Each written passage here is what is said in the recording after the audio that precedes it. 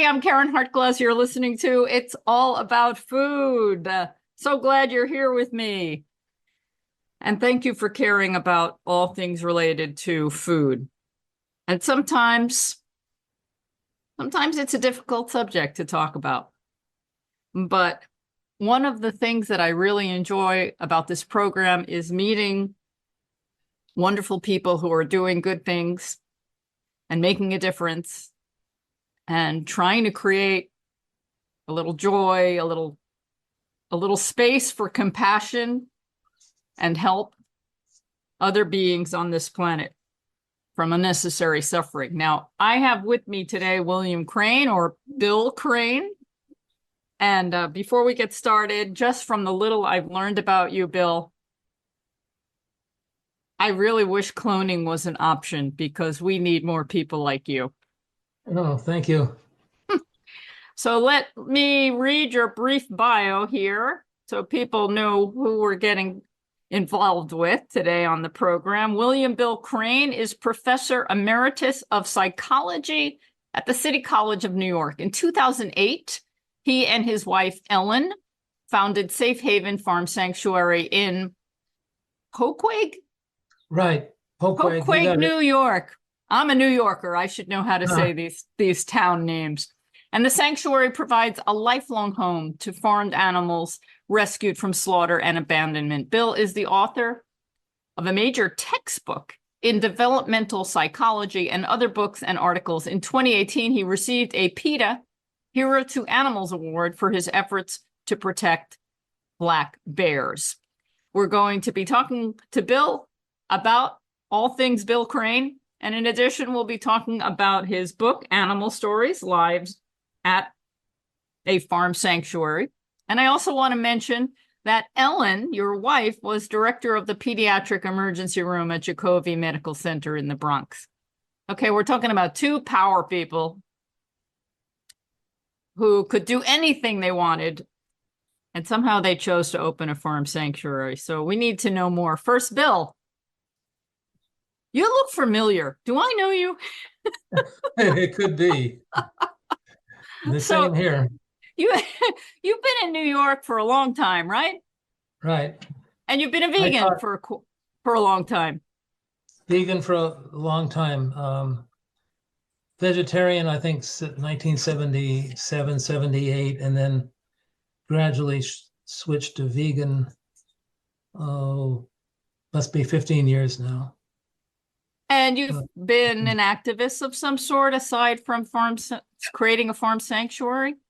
Yes, I taught at the City College of New York for 50 years, and I was very involved in what was called open admissions, which was to make sure that people of color, students of color, had an opportunity to get into the university, and so I was very active in that, trying to protect the opportunities that were gained during the civil rights movement. Wow. And then I know as I got older, with Ellen and me, our hearts started going more and more out to animals and their suffering, and we started learning about them. And I got interested in the bears. We lived in New Jersey at the time, and I got interested in they were going to start bear hunts, and I started going to meetings and protesting at meetings and testifying, and then I ended up going to the demonstrations and getting arrested, and I spent between about 2017 and 2020, I think I spent 3 years. I spent several days in jail. Mostly I just stepped over a line that they said demonstrators couldn't step over, and they arrested me, and then the fines increased, and then they put me in jail 3 times in New Jersey, in Sussex County, New Jersey. So I have been involved in activism. To answer your question, yes, I've been pretty active for a long time. Were you still at City College when you were arrested? Yes, and then I retired 2 years ago. Okay, how did they feel about you getting arrested? Well, they were okay. They were okay. Some, I might say, a few of them were even proud. Nice. Not behind my back. That's what they told me into my face. I don't know what they were saying behind my back. So they might City have called me crazy or wild or something. City College is a beautiful campus. And my dad went to City College. He studied Oh yeah. engineering. And Oh yeah. what surprises me or frustrates me is he never said to us, I want to show you City College where I went to school. And I Uh-huh. really didn't discover it until much later in life. I never considered it as a place where I could go to school. And maybe he mentioned it and I was a teenager and I wasn't listening, or I had my own, I don't know. But I'm just sorry I discovered it so late in life. It's a lovely place. Yeah. Well, it wasn't open to women until the 50s. I mean, that was before your time, but Right. it was still historically, it was all white for many years Yeah. and all male for many years, Right. and women had to go through the school of education. I But it was remember my dad. it was open to the recent immigrants and working class, like probably your dad was. Yeah. He grew up They in the Bronx. couldn't afford college anyway, unless there Right. was a free university there. Yeah. He grew up in the Bronx. He went to Bronx High School Science and then Oh wow, City College. he became an engineer, I guess. Yes. Became a mechanical engineer and he died 7 years ago. Oh, sorry. Uh, a good man. Yeah. And what else did I want to say about City College? I just wish I had known about it ahead of time. He used to tell me that there were a few women in his class when he Uh-huh. went to school. And the professors would say, I'll give you an A in this class if you drop out. It was Really. that sort of thing. Yeah. It is a lot of discrimination that people don't know about these stories. Right. And discrimination happens to people. It happens to all kinds of size, shapes, and colors of people. And it also Yeah. happens to animals, Yes. clearly. Please. Okay. Understatement of the year. So I'm just so curious. Well, I have no idea where I've seen you, but I know I've seen you at some events or something. I used to run Earth Save in events. I don't know if you ever heard of them. We had dinner lectures. Hmm. Doesn't matter, I but I know your face. Yeah, well, you probably saw me getting arrested in the newspaper or something like that. Anyway, yeah. Can I I see don't your know. face from the side and from the front? No, just kidding. Right. Well, that's a good joke. So I need to understand this because you and your wife were super professionals at the time. You could have done anything you wanted. Why did you decide to buy a piece of property upstate New York that sounded like it needed a lot of work to build a sanctuary for animals? Well, part of it is hard to explain. It was it's kind of a process that took place. The basic process just kind of evolved within us as we got older. It just seemed like a natural personal Okay, that's evolution. not natural for most people that get older. Okay, They just well, want to go to restaurants and eat out and go to movies and travel and right. drink. Um, yeah, that's a good point. For us, anyway. For for us, and I know for myself, it just kind of came from within. I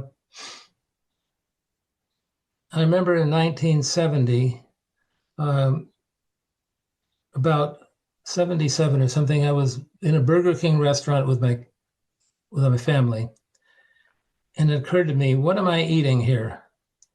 I'm eating um, a cow and having a hamburger. And then I told myself, well, they probably treat them well until, um, I told myself they probably treat them well. It's probably very old, and that's what they slaughter them at a very old age after they had a good life. And I put the whole idea out of my mind because I didn't know any vegetarians who were vegetarian out of ethical concerns. And then then a few years later, just one day I was out in the backyard in Teaneck, New Jersey, where we lived, and I just I just thought, I'm not going to eat animals anymore. Hmm. And at that moment, another strange experience is I felt taller. I suddenly just felt taller and felt more at peace with myself. And then I started reading about animals and I started hearing them, and the feelings just came over me. And Ellen was going through something similar, but she was interested in the farm sanctuary up in Watkins Glen and sending them donations. And then we bought a piece of land up here in Poughquag. In 2006, we bought it and just to live here. And I sort of didn't know that she wanted to start a farm sanctuary. Then we bought the land, and then that was her. She just assumed that's what we were going to do. And I didn't know if I'd have the patience to take care of animals. And just kind of, but I thought to myself, I had a secret motive, which is I was always interested in non-human animals. And I thought, I could teach a course on animal behavior. It's sort of what I want to teach. And if I had a farm, I could learn about it, and I wouldn't be teaching just from books. I could know something about animals. They weren't in the wild, but I could certainly learn something on if we had them. So I thought I had a research interest and a teaching interest, and I thought, I could learn about them firsthand and know what I was talking about. So I thought, okay, let's try it. And it does require, she has much more patience than I do. She's a pediatrician, and then we started the farm, and we opened up the first animals. And we took them out of a live meat market. Do most people know what a live meat market is? Why don't you let us know? Okay. They slaughter and butcher them on the premises. So most cities all over the world, they have live meat markets. They're kind of often hidden away in poorer districts because of the smell. And on the way to Jacoby Hospital, where she ran the pediatric emergency room, and she actually ran the doctor's council there for a while. She was the head of all the doctors at Jacoby they're part of the management system. Anyway, we drove by a live meat market, and we saw a sheep staring out, and we saw goats, and so we decided if we opened, I thought if we open this farm sanctuary, the first thing I'm gonna do is get that sheep out of there and get a couple of goats. And later we learned a lot of activists don't, at the live meat market, people go in, they pick the animal they want slaughtered, and they slaughter it in the back room. They wrap it up in a newspaper or something, and they take it home, and they know their meat is fresh. So I don't recommend that people go into a live meat market. It takes, for somebody like me, it's gut wrenching. But anyway, at times I called the health department. I saw chickens stacked on each other, and it's just terrible conditions. And I called the health department, and they said, well, it's a slaughterhouse. We can't do anything but make sure they have water and food. So we got the first 4 animals, mammals and 2 chickens out of at that one day in early 2008 when we opened the farm. Those were our first 4 animals. Later we learned that a lot of animal activists don't like you to purchase meat and animals at the live meat markets because it just promotes the industry. Right. And they have a good point, and we listen to that. But sometimes you just have to do it. I just want to. You see someone and you want to save them. That's all. Yeah, precisely. I'm glad you said that. Mm-hmm. That's how we felt, and you look into their eyes. Yeah. You can't leave them. And for that one person, be it a sheep or a goat or a cow, right, it makes a difference. What's fascinating to me we'll get to reading the book Animal Stories in a moment, but you're from New York City, and a lot of your animals came from the metro area. And, we think about animal agriculture, factory farms, and certainly there are millions and millions and millions of animals that are crammed into concentrated animal feedlots and the chicken factories, and it's just horrendous. But there's a lot going on right here in the city. I'm in Queens, and there are these live meat markets that you talk about, and people are raising animals sometimes as pets, Yeah. and then they don't know what to do with them. Can you share some of the things that we might be surprised to hear about that go on in the urban areas with animals? Well, there are lots, sometimes chickens especially, that escape. Once in a while, a cow will escape a live meat market or a slaughterhouse. There's slaughterhouses. And they get all the press when that happens, right? Everybody's cheering them on. And cheering the cows on. The chickens, people see, they don't get much press. There's a lot of, they're frequently rescued. We've rescued many that walk in the streets of Queens or Brooklyn, Manhattan. People find them, the Bronx, all the boroughs. They've seen a chicken. They escape every now and then. And so that's one source. There's more than you'd think who somehow get out of the hands of the knife. And then a lot of people they go to Tractor Supply and buy baby chicks that are on the floor. They look so cute, peeping away, and the store makes them buy 6. And they come home with them, and then they realize they're more trouble than they thought.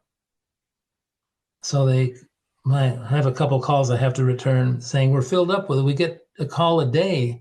Wow. Two calls a day. Now that it's spring, this is the time when the babies are sold, and so a lot of people are buying them. I wish that would stop. I wish Tractor Supply would stop selling them, because so many are just abandoned. People don't know what to do with them, and the farm sanctuaries like ours haven't run out of space. We can't keep taking the ducklings and the chicks. A lot of ducks, Peking ducks, all are very common. They make a profit, so it's going to be hard to. I don't know what I feel like going and standing in front of the Tractor Supply and saying, think before you buy them.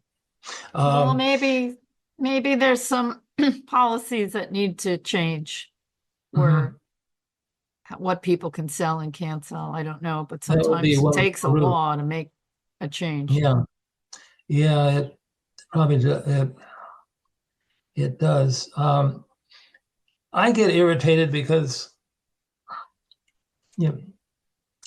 people like to have a sense of responsibility. They admire that, they want that in their kids, and here you have a living being and you're taking care of it. Now you get tired of it, or it's too much trouble. Well, kids are too much trouble too at times. Yeah, do you send them back? Yeah, well, you might feel like it, but you have a sense of responsibility. Unfortunately, in very rare cases, there are parents who do abandon their children. But for the most part, no, we keep our children. Yeah. But the animals, even dogs, when we don't want them, they take them to shelters. Yeah.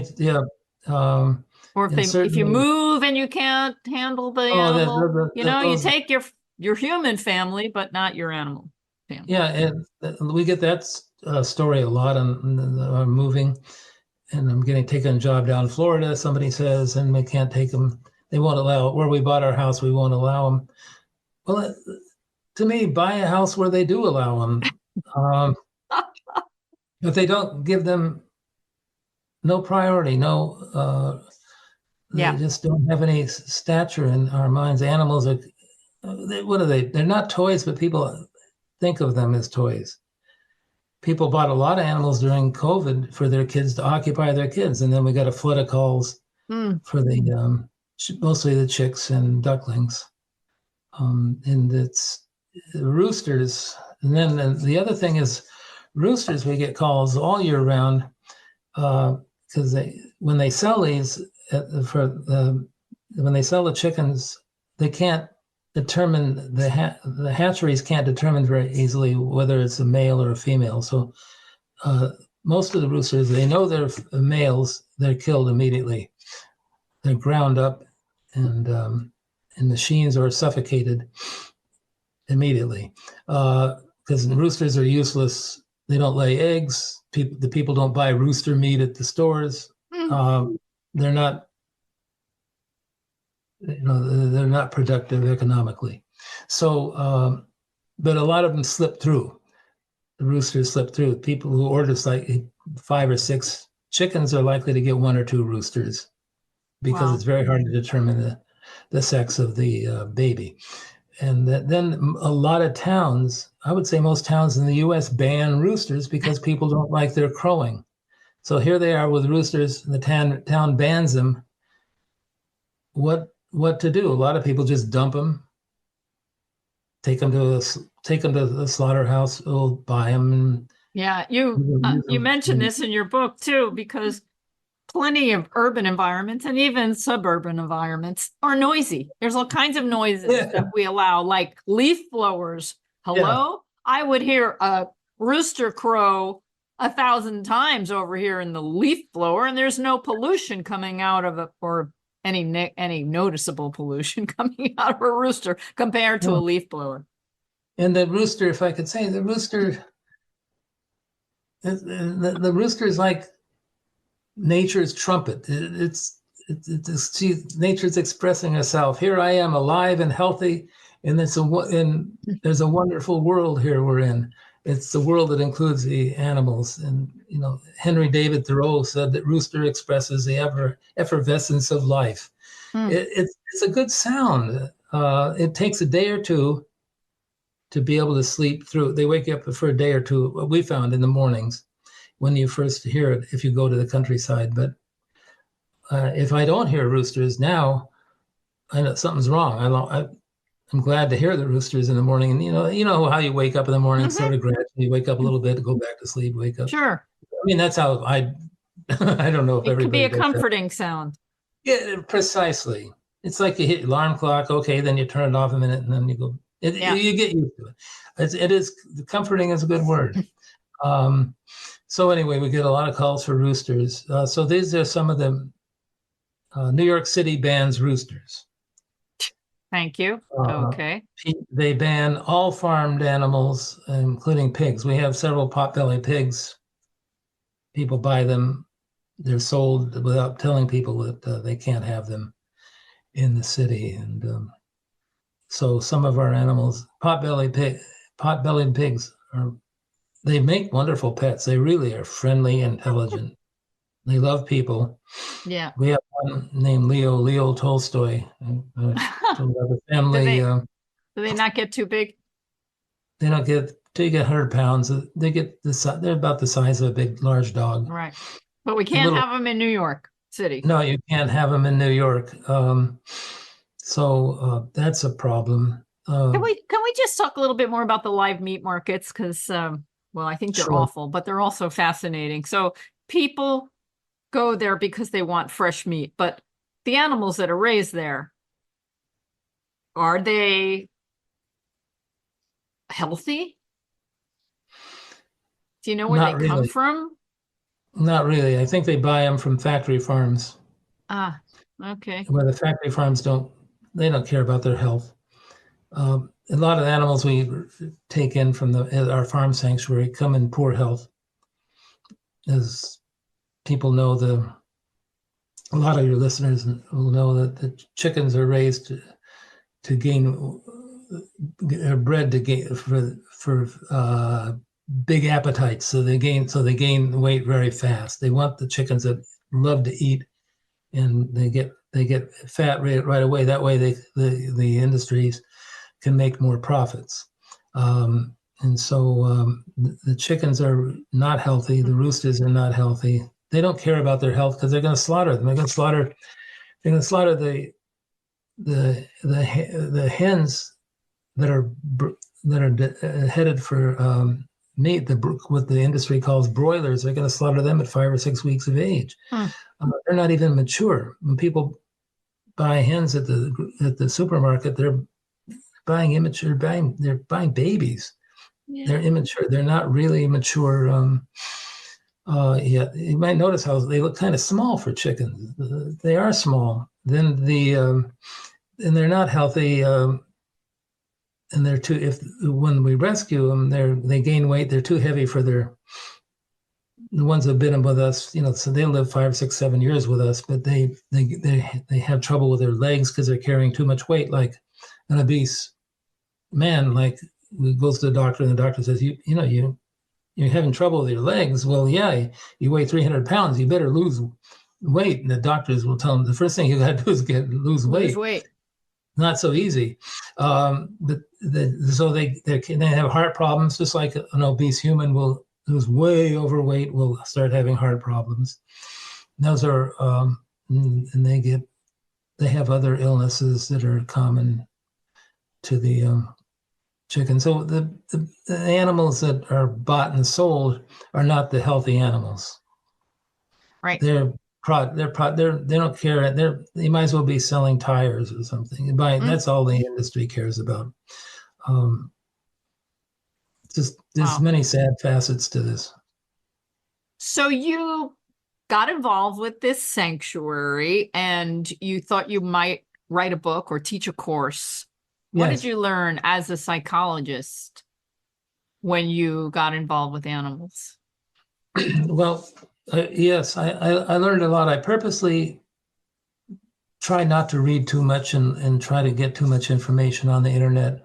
I wanted to go in naive and just see what I would see, not have any preconceived ideas about the animals. And I learned nothing but surprises, just surprise after surprise.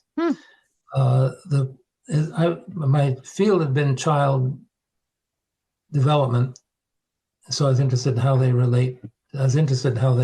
To children. The first thing, our first two animals, the first four, 2 goats and 2 sheep who came. The first thing I noticed after a few weeks that they had never made a noise. I thought it was kind of strange. Sheep are supposed to baa and goats too. And they hadn't made a noise. And then until it took about 4 weeks, I think. And then they started to think, well, why would they be silent and like this? And then I started to think, well, in nature, which is the branch of animal research that appeals to me most, tries to think about how did this evolve in nature. If you see something, consider their natural environment. In nature, if an animal is in severe danger, they go silent because they don't want predators to know where they are.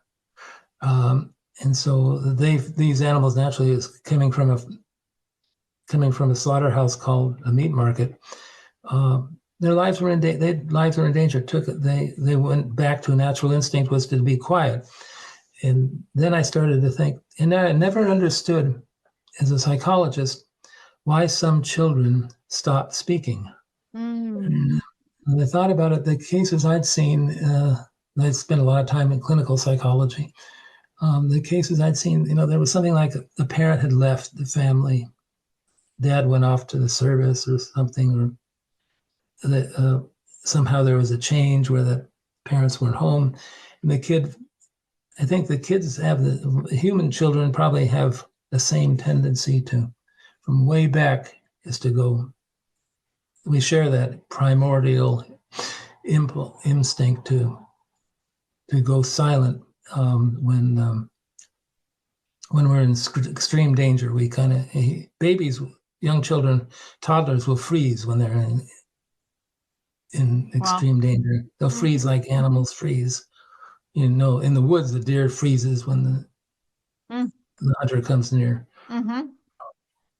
and or a leopard comes near. Well, humans have. I mean, at one time, these are my speculations, but one thing so I started in me with speculating. Why would, from the animals going silent, why would it seem to make sense that humans, we're animals too. grew up like other animals, that sometimes where there were predators around, and now there's no predators around except the viruses, but at the time there were leopards and big cats. Big cats apparently were very threatening. Do you ever see the movie 2001: A Space Odyssey? Yeah, of course. That opens up with the dawn of man, they call it, and there are these ape men, and then a big leopard swoops down at night and takes one of the apes, and they're scared. That probably has a grain of truth to it. What life was like. Yeah. 2 million years ago. You always had to be on alert, right? You had to. They were sitting there scared in their dens, hearing the howls of the night. We still feel that way. I mean, we still have movies like Jurassic Park and stuff where it's still in our psyche. But anyway, that kind of speculation, and then other things that were many other things were surprising to me. How much the animals care about each other. On the moving, I almost titled this book Katie the Hen and Other Stories, that Katie was just such a remarkably caring hen who tried to protect a Bantam rooster who lived with her, they're often caring not just about their own, but of other species. Right, they're caring about other species. A partridge would come up and snuggle up when the partridge was scared. The partridge got into her aviary, and when the partridge was scared, the partridge would run up and snuggle under her feathers, Katie's feathers. And Katie, one day the first partridge we had there, the partridge was out of the aviary, and it was getting dark, and we were scared what was going to happen. I couldn't get the partridge in because the partridge would just fly all over the place to avoid me. And I thought, it's really dangerous here. There are predators that come to any farm. There are weasels and raccoons, and they're gonna. I was all upset, and then I left the door open to the aviary, and then what the amazing thing happened is Katie walked out of the aviary and walked over to the partridge, looked at the partridge, and I don't know what Katie said to the partridge, and then Katie walked back to the aviary, and the partridge followed Katie back into the aviary. So, explain it. You can try to explain these things, but that's what I observed, and it looked like Katie was the mother saying, "We got to go in for the night. Come with me." And I believe that's what she said. And some will say we're anthropomorphizing. Yes. And I'm fine with that. I like science, and I think it's important to have science to prove things, but unfortunately we get very subjective, and we've kind of skewed science a bit in perhaps the wrong directions, especially when it comes to animal relations. So I'm curious, from a psychology point of view, we're starting to finally acknowledge that a lot of people can be healed from all kinds of traumatic experiences, or at least find a certain amount of comfort and improvement in their lives when they connect with animals in different ways. What are they telling us? What are they doing for us? That's a good question. Dogs. There's just a story about the soldiers in Ukraine who were sometimes carrying a dog or a cat around with them, and it kept their spirits up, like you say. It's sort of mysterious. They're loving. I don't know. They have a capacity for love. Unconditional love. Unconditional love. And we feel that. We sometimes, seems like humans lose that a lot. That's an understatement. We're interested in our careers. We're interested in our money. And what can you do for me? What can you do for me? We're interested in ourselves, our capacity. Like Katie, I mean, she just had expressed this. We talk about a mother hen. Otherwise, there's a lot of mystery, a lot of questions to be solved. Your question, that's just a thought that their capacity for love is very strong. I saw that. I've seen that in many examples. The story of Katie's in the book, if people want to read that more. I read the book. Yes, but as you can tell, it's spelled out. I spelled out a little better than I'm probably doing now. But in the scare, the animals when they first came, who were frightened. Maddie was one of the first four. We got a goat we named Maddie, and Maddie now is on her last legs, and she is, after 17 years, she's the others. The first four we've rescued her. They all died of natural deaths, and here's Maddie, and it's very hard to let go of. You know, and then they bring out our love too. It's very hard to let go of an animal that's been with us a long time. People who've had old dogs know that having an old dog, it's hard. Those are hard days, and the dogs, and they miss them badly. Yeah.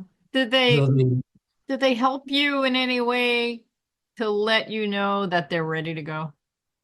And okay. I'm waiting and watching Maddie. It's on my mind now. If she could only talk, what do you want me to do? Yeah. Maddie, she's got bad feet, so Ellen, my wife, and the vet keep working on her feet.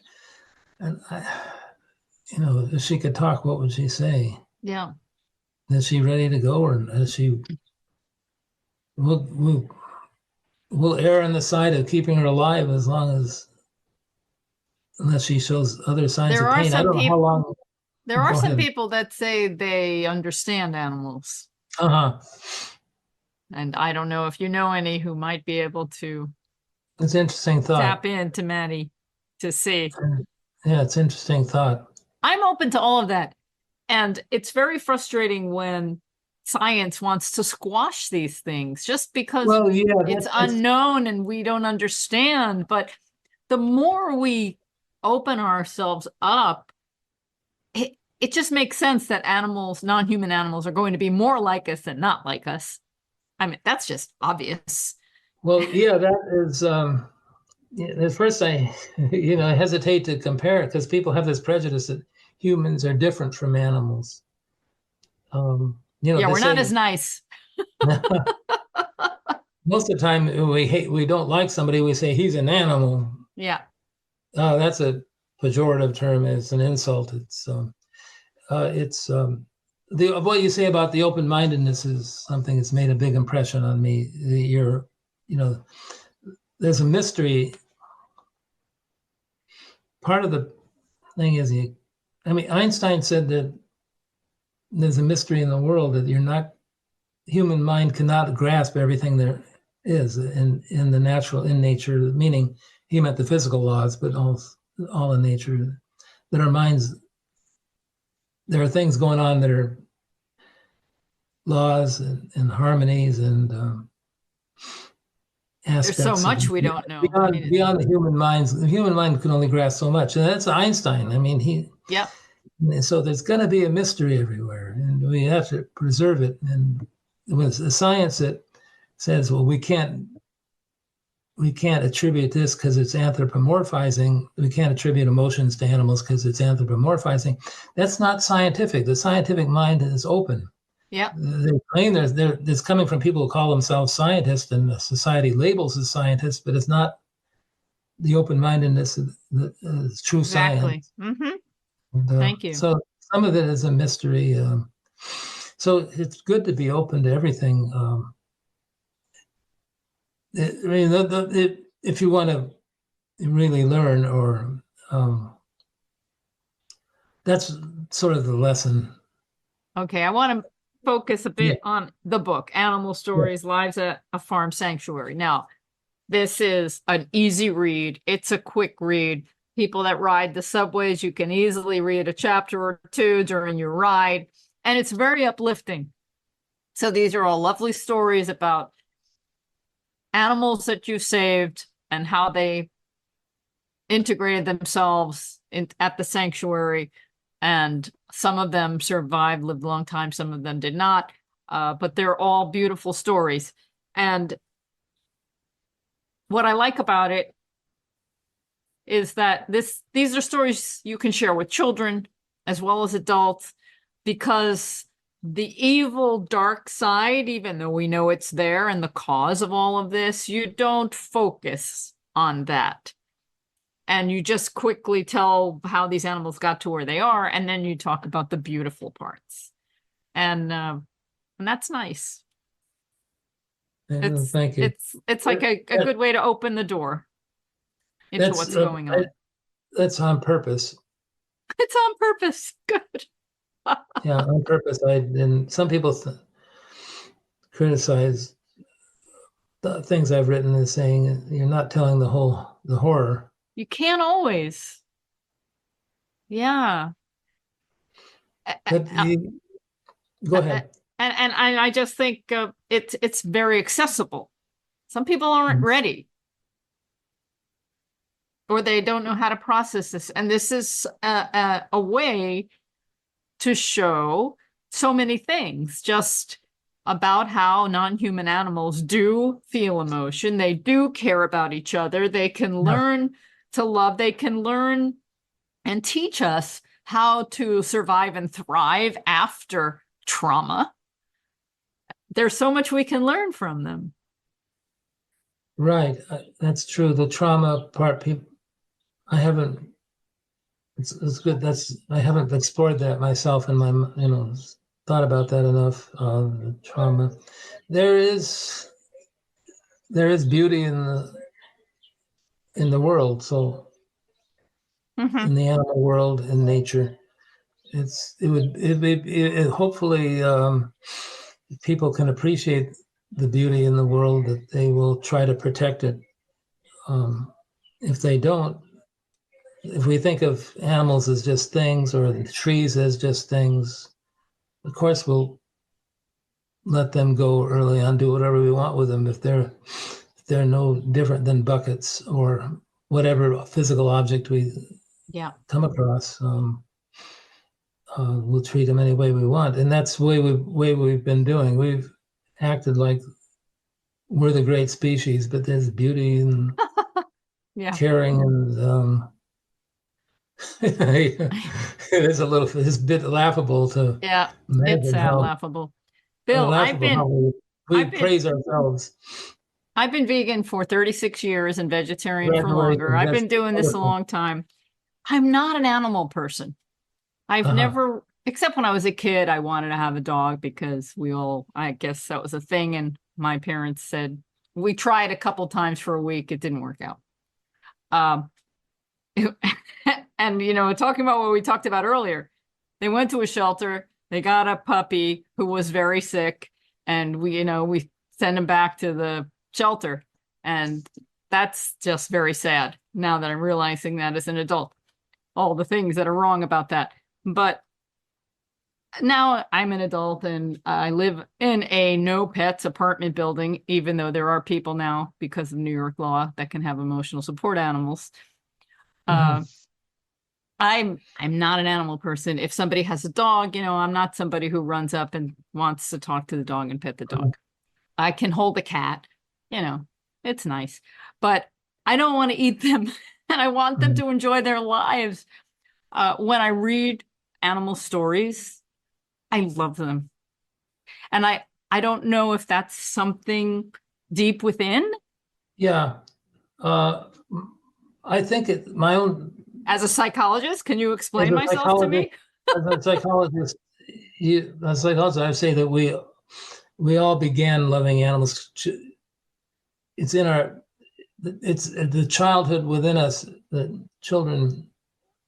there's a lot of tons of anecdotal evidence that kids get very upset when animals are abused, or they think they put an animal in a cage. And you see this, how, and then they get upset when they learn they're eating meat. I've done a little research on this. When they learn about 5 or 6 years old, a student and I asked 4-year-olds, "Do you eat meat?" And they all said yes. And then we asked them, "Do you eat animals?" They all said no. Like, who would ever eat an animal? And then Oh, somehow at 5 or 6, after 6 years old, you eat animals. Yeah, I eat animals too. And they kind of, they say it with that tone. They realize that some kids want to become vegetarians at that point. Usually the parents talk them out of it. right. And we're taught. So within us, it's I think it's appreciating our childhood. Our childhood feel it's a revival of our childhood feelings, our tenderness, and a natural tenderness and empathy that we have for all life, and it's a natural. It's to get rid of that layer of indifference that society has taught us to adopt. What about So, what yeah, about children's books and cartoons? So many of yes, them have animals that are yeah, because that are they know human. that kids are attracted to the animals. So all cartoons are about animals. Movies where the humans rescue animals, the Black Stallion and other, Babe and other the kids. It's the kids who come to the rescue. It's the children. The adults don't know. You know, it, these kids love. It's a natural feeling but we suppress it. As a society, it's suppressed. So I feel in myself, it's probably, if I go back, when I started questioning, why did I start questioning eating meat? It's probably, I remember I questioned that when I was a kid, questioning abuse to animals. Mm-hmm. I saw a picture of when I was 4 or 5 years old, my parents used to drive us by down the road where there's a sign of an exterminator, and a man was going to hammer a mouse, and I got upset. Now, why is he going to hammer? I tried to ask my parents. That's an exterminator. Don't worry about it, Bill. You know, I thought every time we Wow. went by it, that they acted like I was stupid to be asking such a question. Um, Sure, a lot of us have had experiences. We remember some of them. We don't remember. You had your dog, and your own Mm-hmm. experience with a dog, which is sometimes very traumatic for kids. Sometimes, Very. Yeah. yeah. So tell us So about, anyway, that's my theory. Is that yeah. Well, I hope that there's more integration with science and psychology and animals, and where we appreciate and respect them more and are willing to learn from them, because there's so much going on that we have no so much idea. abuse, the horror. They're living in horror now. Yeah, that The is lives sad. that speak about horrors. Yeah. I Tell us just what happens at the Safe Haven Farm Sanctuary in Poughquag. Poughquag. They Poughquag. I say said it right Poughquag. before. Poughquag. I don't know what's right. You're right. You're close. Most people can't say it at all. Ask the question again. What happens at Safe Haven Farm Sanctuary? What can we do there? Well, you can come and visit and get to meet some of the animals. Uh, it's fun to meet people who like different animals. Kids, once again, if you bring kids, it's like magic for them. They'll just stare in wonder. They're just enraptured. It's like you take them to a magical place. But it pulls up feelings in adults also. So one thing is we do a lot of tours, hoping that if people learn what animals are like and meet animals, a lot of people, we're pretty alienated from the natural world in modern life. Yep. A lot of us have no experience with animals. A lot of people don't know what a goat is. That's a goat. That's a sheep. They don't know one would be surprised how much we're alienated. People, I don't mean to be critical, but they just don't, because they want to understand animals. They want to meet them, Yeah. but they just don't know what's a sheep, the name, what's a sheep, a pig, and so on. Um, the the thought is if people can visit the sanctuaries and meet animals, they will maybe start questioning their food choices, and then not support the industries that are raising them in horrible conditions. So that's one thing. It's very important for people to visit. If not ours, but any farm sanctuary, it's a very good idea to visit. Now, that's one thing we do, and we take seriously, is making sure visitors have a good time. Now, of course, then there's the animal care, which is like farm. It's a farm life. It's a very difficult life. When humans moved away from hunter-gathering existence to raising crops and animals to an agricultural existence, they made a big mistake, because it's You're not the so only person that said that. Yep. it's so time-consuming, Mm. just exhausting, and so the sanctuary life is the farm life. People just tire out. It's like you say, there's something about the animals that, I don't know, I wrote about it too much in this book, but they bring you, there's a peacefulness. They have a peacefulness that humans lack also, and they somehow can bring that to us. And the farm, despite all the work, when you do all the chores and all the work of the farm, there you start to feel a peacefulness inside. I kind of feel it in my chest. Yeah. And they bring a peacefulness to us. I think,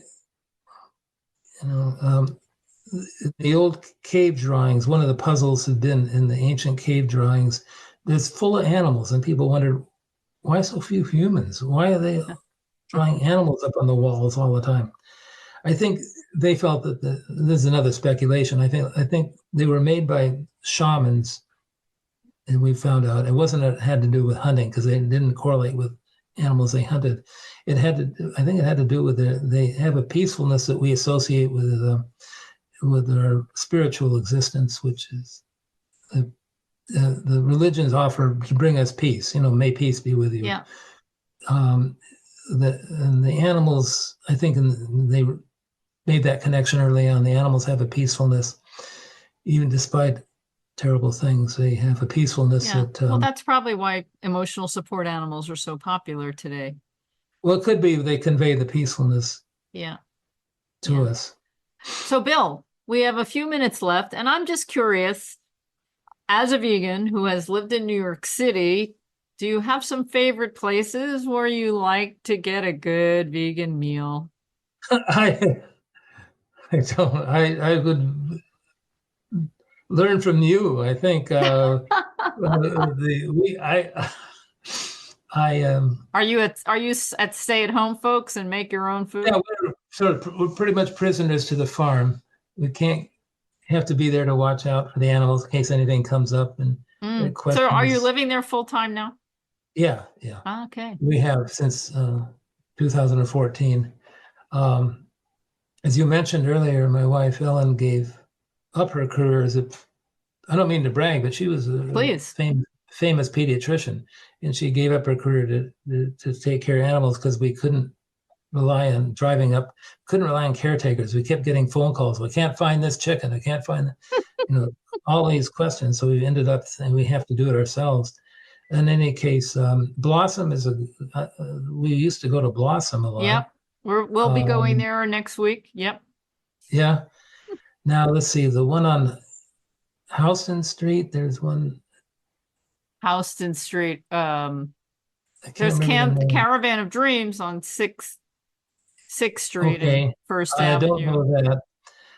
Houston Street, I don't know. Oh, okay. The New York City has many Yeah, fantastic vegan. I think they have many fantastic vegan restaurants. absolutely. Okay, so Very let's just, lucky. People who live in New York are lucky. we are If you live up absolutely where are. we are, you go to a pizza store and tell them to leave off the cheese, and they forget, and Oh, yeah, right. they're not. But it's Okay, little by so little. you've said that farm life is difficult. There's a lot of work. I can appreciate that. I'm seeing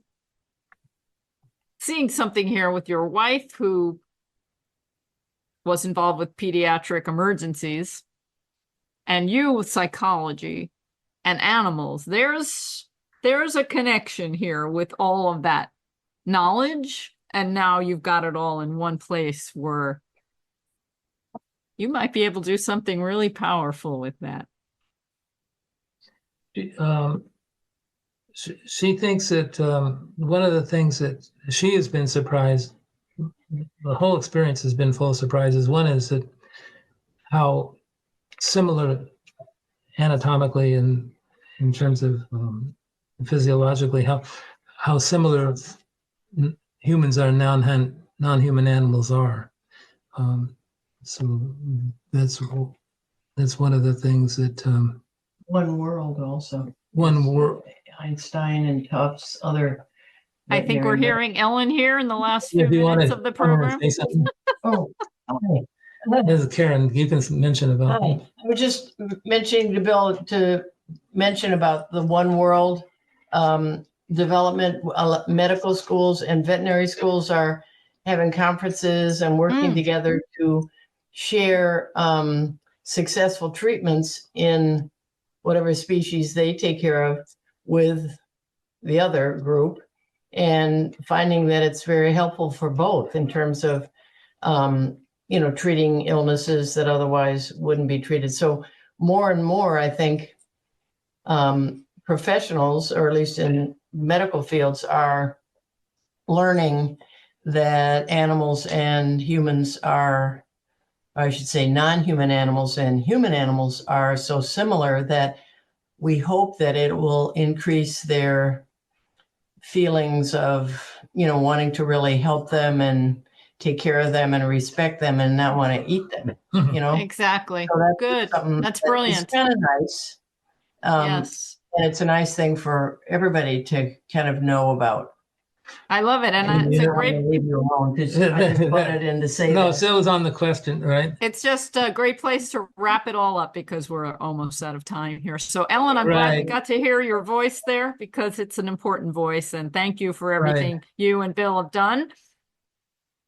And I really would like to see something like that where we're finally acknowledging that we have more in common with non-human animals. And that's more than enough reason not to exploit them. Yeah, absolutely. Okay, so Bill, thank you for joining me today. And I'm glad I read Animal Stories Lives at a Farm Sanctuary. It was just a moment of feel goodness, and Oh, great. we Thank you. need more of that. Thank you. Okay, take care. I Yeah, hope to get up to the that's fun. sanctuary sometime. Yeah, please visit. Okay, take care. Okay, Thank you. Bye. Bye. That's our show for today, everybody. Thanks for joining me. I'm Karen Hartglass. You've been listening to It's All About Food. Have a delicious week.